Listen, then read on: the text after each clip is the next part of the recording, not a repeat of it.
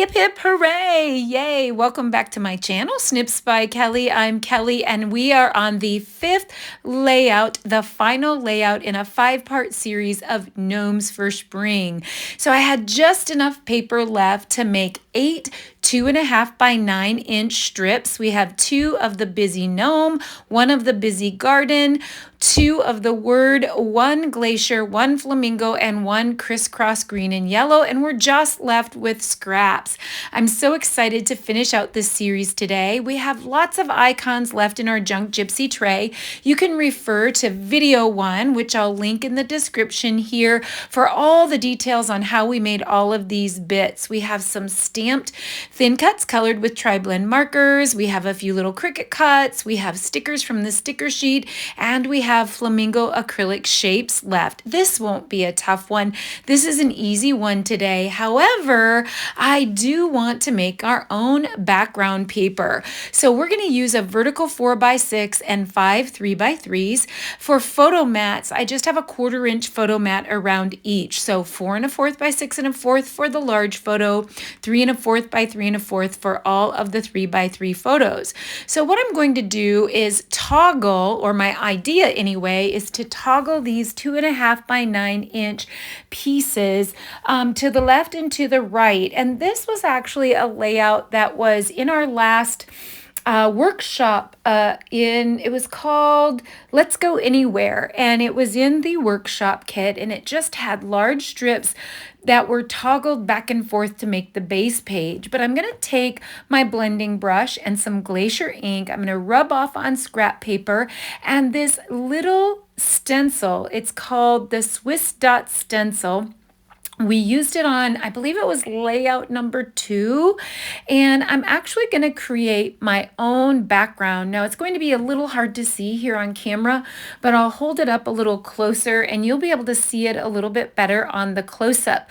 But rather than just have plain white paper again, and because we have no full sheets of pattern paper or even any pattern paper to gut anymore, because we're on the 10th page, right? We already created 8 pages, and we're creating the last 2-page layout in this series for 10 pages. So almost all of it is gone. I'm actually quite surprised. We have a lot more left than I normally do. And so that was kind of fun to have a little left over. There'll be plenty for cards. So I'm going to finish the rest of this off camera, but hopefully you can kind of see that dot pattern up close, and it makes a really soft, pretty dot background. And so once you get up close to those, you can see those so much better in person. Now I'm going to do a little bit of random rubbing. So I'm going to rub off again, so it's just really light, and I'm randomly picking some spots to do some additional ink rubbing, and it's just going to make a fun little dot wash pattern in the background. It's very subtle, but it's so nice to have just those little dots showing through. Once we put all of the pattern paper pieces over the top, it's going to be just the perfect amount. So I'm doing a lot in the middle, and I probably really wouldn't need to, but just because I don't know exactly the placement of the strips at this point, I'm just kind of randomly doing it all over. It really doesn't take that much ink, especially if you have a brush that you've already saturated in the ink. So I don't often wash my blending brushes because I like the ink to be saturated on that, so it actually uses less ink. If you wash your blending brushes a lot and they're perfectly clean, it takes a lot more ink to get coverage on the blending brush. So actually I'm going to arrange the strips to just kind of some pleasing patterns where I'm like offsetting like solid, busy, so that it looks appropriate. So we're actually going to go down from the top, and I'm going to make a little mark. Let me double check it here. I believe it is 3/4 of an inch from the top, and it's 1 inch in from the left side, and that's where we're going to start this crisscross piece. Then we're going to jog inward and indent a little bit with the next busy pattern, and then we're going to go back out and in, and then we're going to do the opposite on the right page.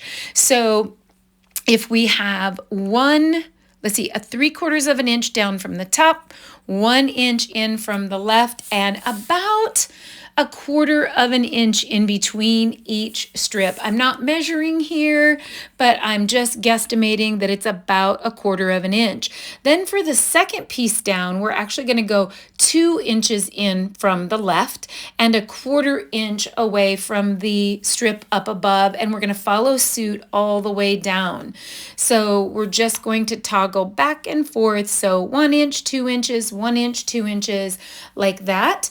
And then on the right page, we're going to do the opposite, 2 inch, 1 inch, 2 inch, 1 inch, all the way down, and toggle those base pieces. And it's just like a fun and easy play. Like a background like this takes nothing. There's really no heavy lifting in a background like this, and just enough of the patterns peek through when you put the photo mats on that it just looks great, and you see a variety of patterns there in the background. So again, on this left page, we're still going 3/4 of an inch down from the top, and this time we're going 2 inches in from the left, and then the second strip will be 1 inch in, the third strip will be 2 inches, and then the fourth strip will be 1 inch again. So we're toggling back and forth, just the opposite of each of those. And I'm just kind of playing around, making sure that I have the order of the strips in the order that I want them. I don't think so much that it matters, except for busy versus non-busy. So like the patterns all coordinate. That's one thing that made me fall in love with Close to My Heart, was that everything coordinated. So no matter what way things fall, the likelihood that they're all going to go and they're going to coordinate together is extremely high. So I'm just finishing out these strips here. And again, this is an easy one to finish with. I love that we're finishing easy. So as soon as this video is finished, there will be a cheat sheet option, and it will link to my blog, and it will give you a cheat sheet option that will show you how to cut all 5 layouts.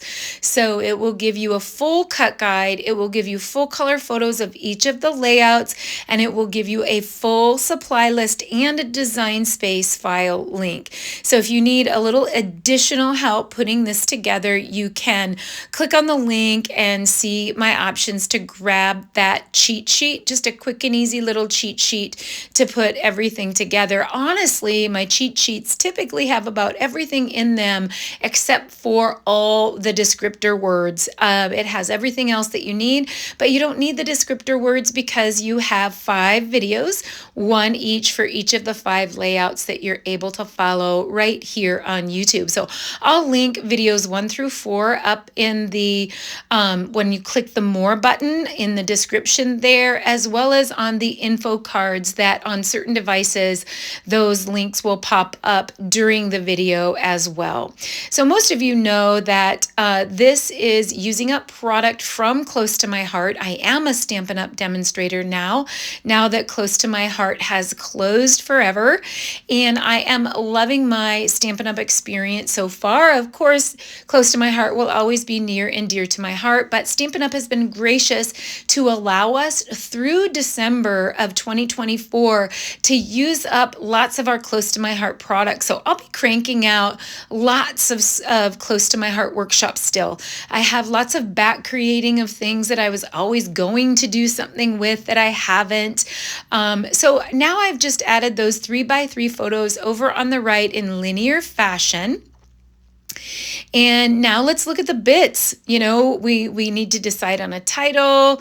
I do love this swoop title. I have tried to use that in the first 4 layouts, and it just wouldn't quite work. We could use this cute little postage stamp title here, but we would have to sacrifice a photo if we were going to use that in one of the spots. I do want to use a gnome because I have so many of them made up already. I'll use the rest of them on some cards, whatever I don't use on this layout. I think I'll try to use 2 of them on this layout, and then I'll maybe have just 2 of them left over. And I think so many different colors would go up here.